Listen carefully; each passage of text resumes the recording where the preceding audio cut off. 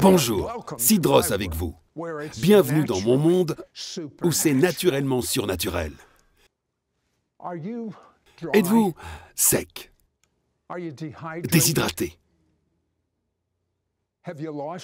Avez-vous perdu votre premier amour? Mon invité a vécu une expérience remarquable.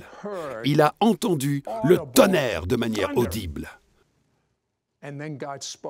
Ensuite, Dieu lui a parlé et lui a dit « Je désire que mon peuple vive des expériences surnaturelles avec moi. » Et voici comment. Vous êtes prêts? Existe-t-il une dimension surnaturelle? Un monde au-delà de celui que nous connaissons? Y a-t-il une vie après la mort? Les anges existent-ils? Nos rêves peuvent-ils contenir des messages du ciel? Pouvons-nous puiser dans d'anciens secrets du surnaturel? Les miracles de guérison sont-ils réels? Sidros a passé plus de 40 ans à étudier le monde étrange du surnaturel. Rejoignez Sid pour cette édition de C'est surnaturel.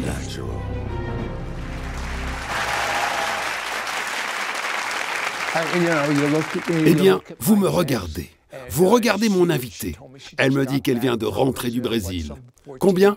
14 000 personnes environ. Elle parle dans le monde entier. Elle est auteure. Mais ça n'a pas toujours été comme ça. Je veux vous ramener à votre premier jour en classe de 5e au collège. Eh bien, ce jour de rentrée en 5e a été traumatisant pour moi, parce qu'à l'époque, j'étais vraiment timide. Je me souviens d'être descendue du bus scolaire, puis de m'être dirigée vers le collège. Pour moi, cela ressemblait plus à une prison. Je ne réalisais pas que ma vie allait être changée à jamais, à cet instant-là. Je me suis dirigée jusqu'au banc en béton, puis me suis assise. Je me suis mise à farfouiller dans mon sac de livres pour ne pas me montrer ma gêne. J'ai senti que des larmes me montaient aux yeux, mais personne n'avait envie de se voir coller une étiquette. Je me souviens d'avoir tenté de me retenir de pleurer, mais juste à ce moment-là, j'ai senti une tape sur mon épaule. Alors je me suis retournée très vite parce que je sentais qu'on voulait m'intimider dès le premier jour de collège. Ils vont me repérer dès le premier jour au collège. C'est ce que je me disais tellement, j'avais de frayeur dans ma vie. Pourtant, personne ne se tenait là. Je me suis retournée, il n'y avait personne. Alors je me suis remise à farfouiller dans mon sac parce que j'avais peur. Et à ce moment-là, j'ai senti la même tape sur mon épaule. Alors je me suis retournée parce que je voulais attraper celui qui m'intimidait. Mais il n'y avait personne. Et à ce moment-là précis, j'ai ressenti la présence merveilleuse, dévorante, la présence d'un Dieu d'amour que je n'avais jamais ressenti auparavant. Bien que j'ai grandi dans une église, j'avais l'impression que sa présence était assise juste à côté de moi, sur ce banc, et qu'il avait mis son bras autour de moi.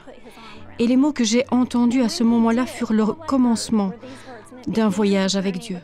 Ces mots allaient me montrer que oui, il nous parle encore aujourd'hui. Il marche avec nous. Il est encore là avec nous. Et je l'ai entendu me dire « Karen, je connais ton nom. Je te connais. Je t'ai connue avant, au tout début. Et tu n'es pas seule. Tu ne seras jamais seule. » Et il a dit « Si tu me le permets, je ferai ce voyage avec toi. » Et ce fut le début d'une transformation dans ma vie. La peur, l'anxiété et le sentiment d'être bonne à rien disparurent progressivement. Et j'aimerais pouvoir dire que cela s'est produit instantanément, mais non, ce fut tout un cheminement. Peu importe ce que j'allais affronter en grandissant. Et j'étais confrontée à beaucoup de choses au collège. Maintenant, ce qui était différent pour moi, c'est que je savais que jamais je n'étais seule. Il ne me quitterait jamais.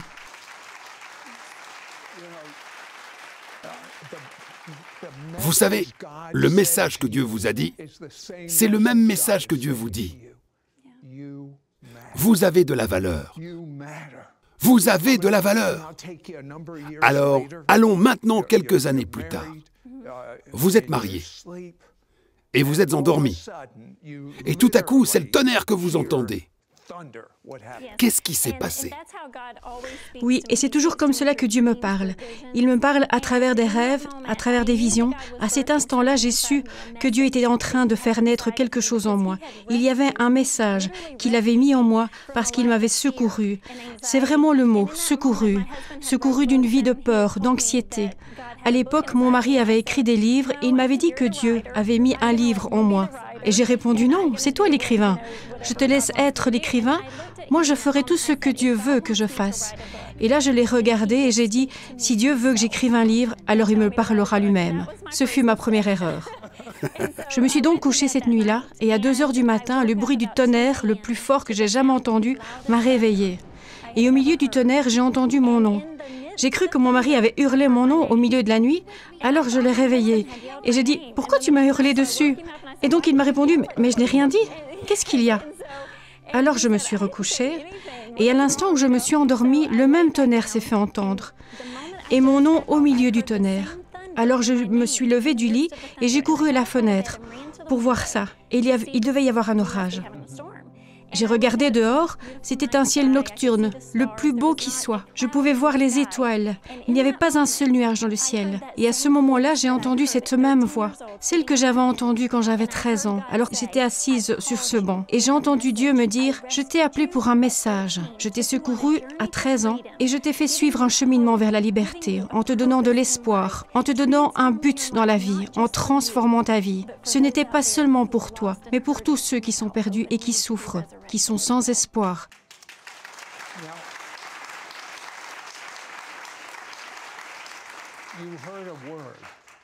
Mais il y a un mot que vous avez entendu. Quel était ce mot? Le seul mot que j'ai entendu dire, c'était déshydraté. Il y a un parallèle entre la déshydratation dans le domaine physique et déshydratation dans le spirituel. Expliquez-moi cela. Oui, cela arrive parce que nous sommes tellement occupés par notre vie lorsque nous faisons nos propres choses. On finit par être tellement occupés tout en pensant faire l'œuvre de Dieu que nous en oublions cette véritable relation que lui voudrait avoir avec nous. C'est-à-dire une vraie relation en tête-à-tête avec nous, car nous sommes ses enfants. Et donc nous sommes tellement occupés, et vraiment partout où je suis allée, partout où j'ai parlé, tous ceux qui viennent me voir après le message me disent une chose. Ils me disent « Je suis tellement sec, tellement fatiguée, tellement déshydratée, je n'en peux plus. Je n'ai plus d'espoir pour ma vie. » Et là, Dieu m'a parlé et a dit « C'est dans ce seul endroit que l'ennemi tente de confiner mon peuple. C'est un lieu de déshydratation, où il n'y a pas d'eau vive et fraîche. Mais s'ils viennent à moi, je leur donnerai de l'eau qui les soutiendra pour qu'ils n'aient plus jamais soif. » Lorsque nous sommes physiquement déshydratés et que nous perdons peu à peu la sensation de soif, nous entrons dans la confusion. Nous devenons frustrés et paniqués. Tout ce que nous faisons est irrationnel et a pour seul but de survivre. Et donc il nous arrive la même chose lorsque nous sommes déshydratés spirituellement. Quand nous cessons d'aller à la fontaine, nous ne pouvons pas penser clairement. Nous ne pouvons pas être efficaces dans la vie quand nous ne sommes pas remplis de sa présence. Karen est dotée d'un don de Dieu. Elle entend Dieu lui parler dans ses rêves. Elle a fait un rêve qu'aucune mère ne devrait avoir. Elle a vu son fils mort. Nous en parlerons à mon retour.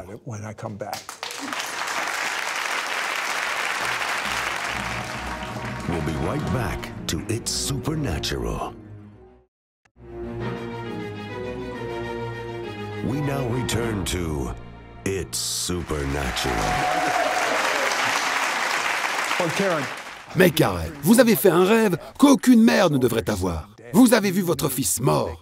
Vous saviez que Dieu vous parle très très clairement dans les rêves.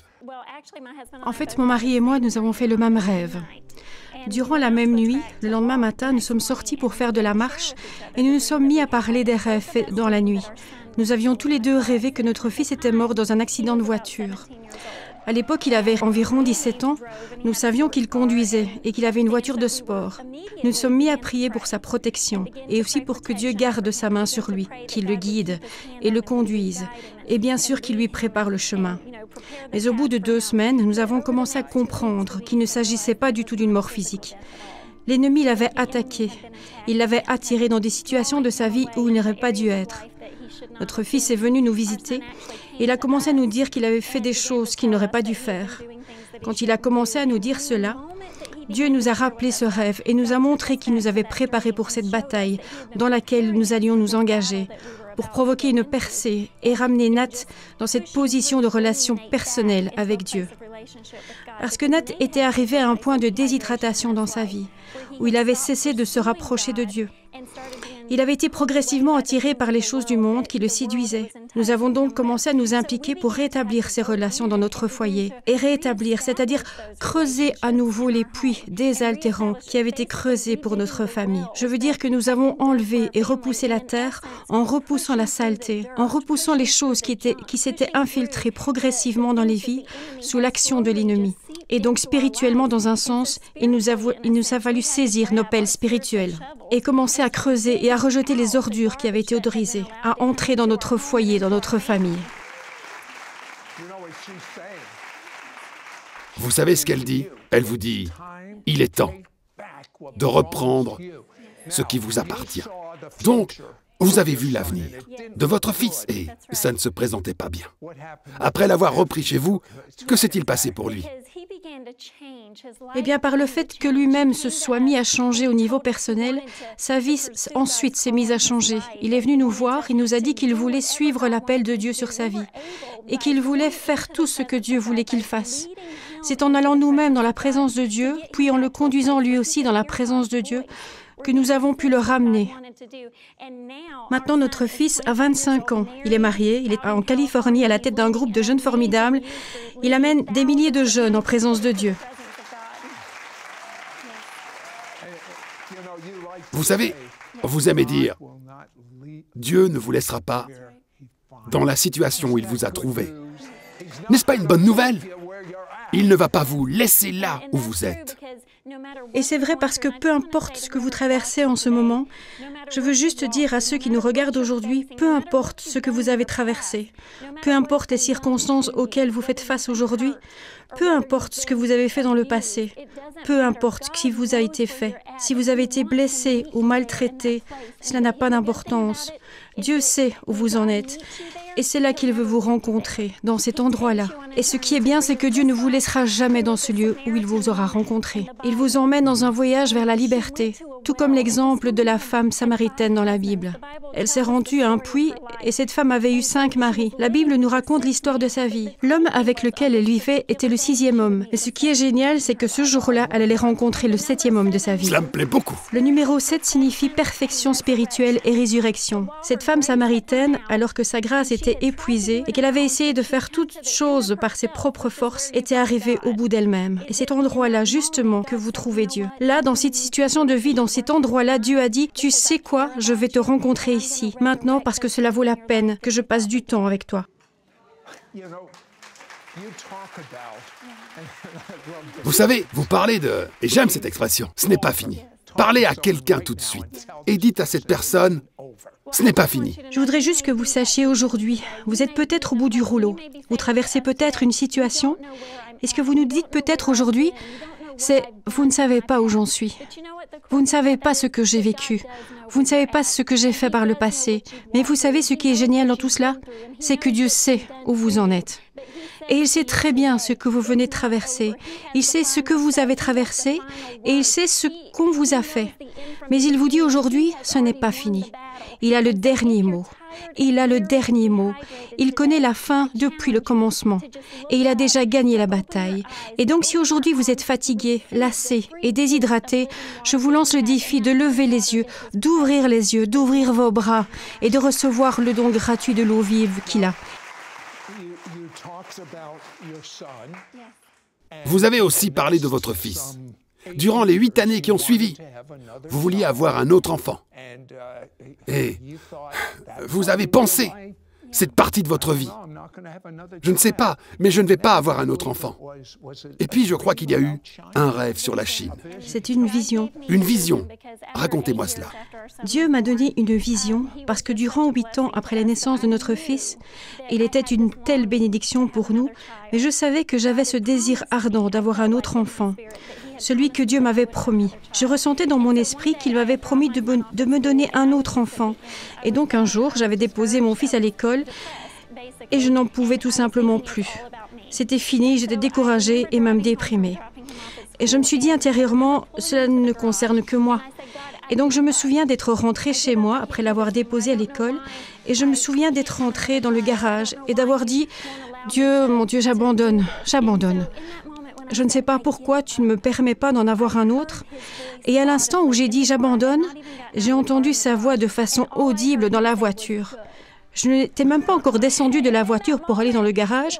Le seul mot que j'ai entendu dire, c'était « bien ». Et à ce moment-là, ça m'a secoué intérieurement et il m'a dit « parce que maintenant, peut-être que je vais faire un miracle dans ta vie ». Je l'ai entendu me dire « Karen » et il m'a dit « si tu étais dans l'océan, que tu étais en train de couler, quelle serait la chose qui te garderait en vie à cet instant même ?» J'ai répondu « Dieu, je ne sais pas si je voudrais rester en vie, je suis tellement découragée ». Mais ensuite, sur l'image qu'il m'a donnée, il m'a montré que mon fils était au milieu de l'océan avec moi. Alors j'ai dit que je voudrais rester en vie pour le garder en vie. Et il m'a dit exactement ceci. Il y a des moments dans ta vie où je serai là pour te sortir de l'océan. Mais il y a d'autres moments dans ta vie où tu es au milieu de l'océan. Et ton but est de venir au secours de quelqu'un d'autre. Et à ce moment-là précis, la carte de la Chine est apparue devant moi. Et il y avait une étoile au milieu de la Chine. Et il a dit, voilà ton miracle, voilà ta fille. Va la chercher et ramène-la à la maison pour compléter ta famille. Quand nous reviendrons, je vous dirai à quel point vous avez du courage et combien votre courage est grand. Car vous ne voyez pas le courage tel qu'il est. Nous revenons tout de suite. We'll be right back to It's Supernatural. We now return to It's Supernatural.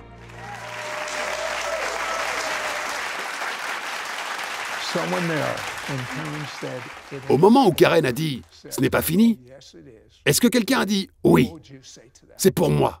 Que leur diriez-vous, Karen? Eh bien, ce que je vous dirais aujourd'hui, vous savez, quand le monde vous regarde et dit que c'est fini, quand les gens vous disent de ne plus vous battre pour vos enfants, quand les gens disent de baisser les bras pour votre mariage ou votre santé, quand ils disent que c'est fini, c'est à ce moment-là que Dieu intervient et dit « ce n'est pas fini ». Il vous donne juste une rampe de lancement pour votre destinée, pour vous lancer dans un lieu de liberté. Toutes les épreuves que vous traversez indiquent clairement l'appel dans lequel vous êtes. Et ce que vous pourriez qualifier de pierre de sépulture ici-bas, Dieu dit que ce n'est pas une pierre de sépulture, c'est juste un repère kilométrique de l'endroit où il vous amène. J'aime bien aussi ce que vous dites à propos des cicatrices.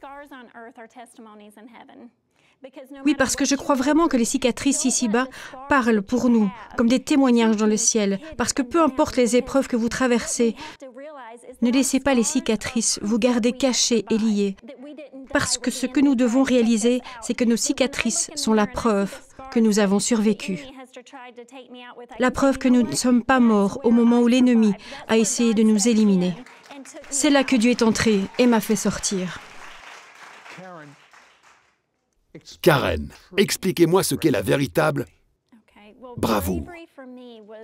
Eh bien, la bravoure ou le courage, c'était pour moi auparavant quelque chose que je pensais ne jamais pouvoir atteindre. Je pensais que c'était quelque chose qui était hors de ma portée. Mais la vraie bravoure, et c'est ce qu'il a fallu que je comprenne, c'est que la vraie bravoure, ce n'est pas l'absence de peur. C'est là que la plupart des gens se méprennent. Ce n'est pas l'absence de peur, c'est plutôt de prendre conscience que la peur n'a pas de prise sur vous lorsque vous demeurez en présence du Dieu Tout-Puissant. Il y a beaucoup de gens qui se sentent totalement rejetés. Et vous aimeriez parler d'une femme qui s'est sentie rejetée. Parlez-moi d'elle. Il y a la femme dont j'ai parlé, la Samaritaine de la Bible, qui chaque jour empruntait le chemin de la honte jusqu'au puits. Et je trouve cela tellement merveilleux que Dieu l'ait rencontrée à un puits. Mais ce que j'aime, c'est qu'elle a été rejetée. Elle a été rejetée par sa communauté, elle a été rejetée par les gens, elle a été rejetée par d'autres femmes. Elle a été rejetée par tous. Mais Dieu s'est tenu là. Il s'est présenté au puits, sans récipient pour boire l'eau, parce que voici pourquoi il n'était pas là pour lui-même. Il avait cet objectif. Il s'était mis en route ce jour-là pour la rencontrer au puits. Il savait qu'une femme rejetée par la société allait venir. Et nous sommes si nombreux à penser que nous devons gagner notre place pour être en présence de Dieu. Mais Dieu dit, « Je suis déjà là, à t'attendre. Je t'attends dans ce lieu secret pour te rencontrer. Je t'attends pour que toi tu te retournes et que tu me vois. » Alors pour vous qui vous sentez peut-être rejeté aujourd'hui, pour vous qui avez l'impression que le monde vous a tourné le dos, je veux que vous sachiez que Dieu ne vous quittera jamais, ne vous abandonnera jamais. Il est là, au milieu de votre situation. Il ne vous quittera jamais. C'est ce que Dieu vous a dit. Il vous a parlé de son désir, d'avoir des rencontres intentionnellement surnaturelles. Creusez profondément et priez comme Dieu l'ordonne. Seigneur, je prie pour chaque spectateur, pour chaque personne qui regarde cette émission. Aujourd'hui, je prie que là où ils sont, s'ils sont assis, s'ils sont au travail, dans une file d'attente de voiture, s'ils sont à l'épicerie, peu importe où ils sont, Seigneur, je prie que tu touches leur vie maintenant, que tu sois réel pour eux. Fais-toi connaître à eux. Laisse-les te voir, laisse-les entendre ta voix et laisse-les ressentir ta puissance dévorante et ton amour qui les entoure. Seigneur, je prie qu'en ce moment même, alors qu'ils sont assis là à regarder, Seigneur, qu'ils t'entendent appeler leur nom et qu'ils t'entendent dire « Je suis ici avec toi » et qu'ils te prennent par la main et qu'ils entreprennent ce voyage vers la liberté, alors que tu leur apportes maintenant la guérison, l'espoir et l'épanouissement dans leur vie. Encore 3 mots. Ce n'est pas fini.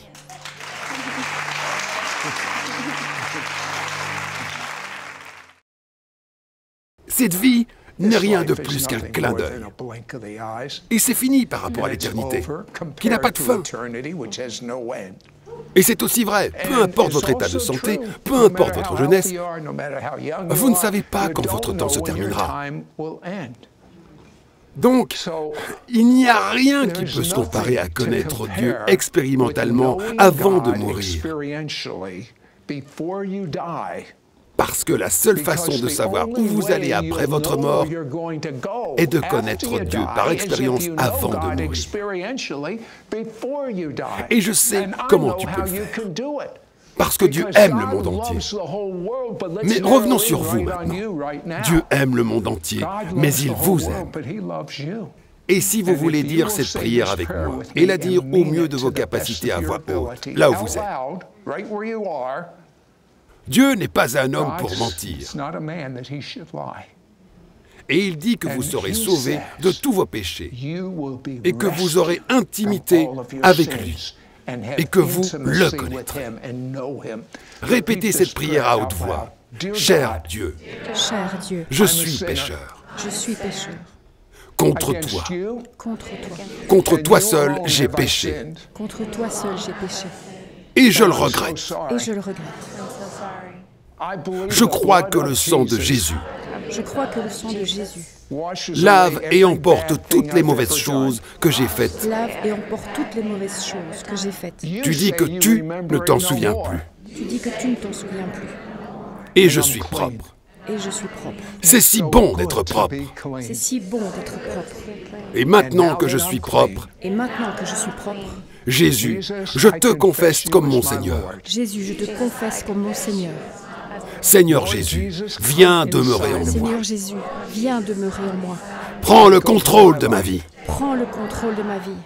Amen. Et Dieu dit, je ne te délaisserai jamais, ni ne t'abandonnerai.